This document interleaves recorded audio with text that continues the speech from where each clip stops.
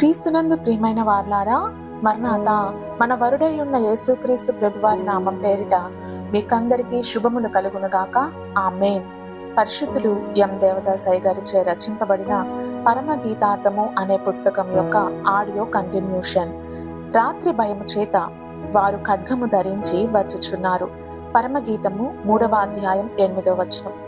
పైన వ్రాయబడిన ప్రకారం వీరు శూరులు, పరాక్రమశాలులు, ఖడ్గధారులు, యుద్ధ వీరులు అయినను రాత్రి భయము చేత వారు ఖడ్గము ధరించి వచ్చుచున్నారు. రాత్రి భయము అనగా భూలోకంలో సంఘము ఉన్నంత కాలము అనగా ఎన్ని సంవత్సరములైనను అది రాత్రి కాలమే. నీతి సూర్యుడైన ప్రభువు పరమునకు ఎక్కిపోయెను కనుక ఇది రాత్రి కాలము. ఈ వధువు సంఘము పరమునకు ఎక్కిపోవు వరకు ఈ లోకము రాత్రి కాలము వంటిదే. దేవుడిచ్చిన దివ్య కాంతిని పోగొట్టుకున్న సైతాను చీకటి శక్తి గలది. దాని చోటు పాతాళ మందలి కటిక చీకటి గల బిలము కాన దాని పని జరుగుచున్న స్థలము లోకము కనుక దాని పని జరుగుచున్న భూలోకము కూడా చీకటి గలిదే కనుక రాత్రియే. రాత్రి కాలమందు భయము కలుగుట సహజము.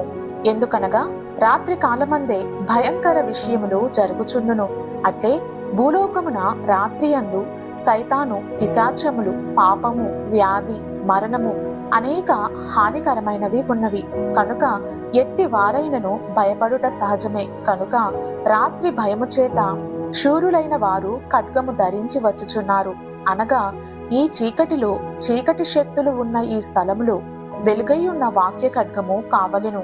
కీర్తన 119, 105, హెబ్రీ 4:12. కనుక ఈ వెలుగయున్న ఖడ్గమును ధరించి వచ్చుచున్నారు. అసలు రాత్రికాలము 7 ఏండ్ల శ్రమకాలము.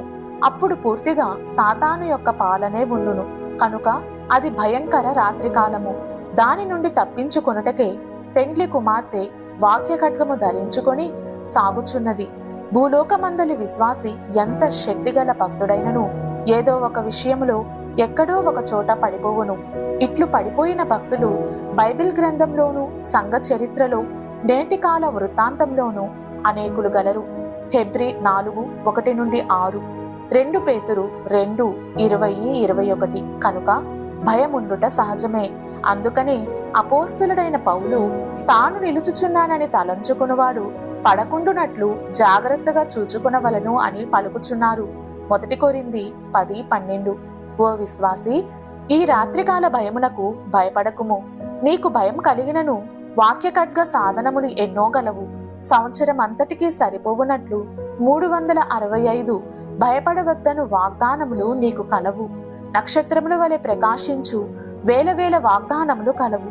దైవవాక్యమును అనుసరించి నీవు చేయు ప్రార్థనలు, నీ కొరకు భూలోకంలో భక్తులు చేయు ప్రార్థనలు, దయ్యముల గుంపులను పారద్రోలు వేవేల దూత కాపుదల, ప్రభువు యొక్క ప్రార్థనలు, ఆదరింపు, పరిశుద్ధాత్మ నడుపుదల, నిన్నెప్పుడు విడువవని చెప్పిన తండ్రి వాగ్దానములు ఉన్నవి.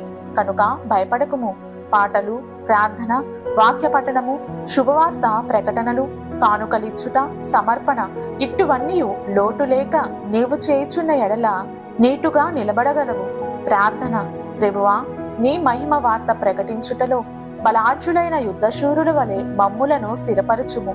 నీతో మేఘమెక్కు వరకు ఈ విషయంలో పడకుండా కాపాడుమని పెండ్లి కుమారుడైన క్రీస్తునామమున వేడుకొనుచున్నాము తండ్రి. ఆమేన్. మరణాత.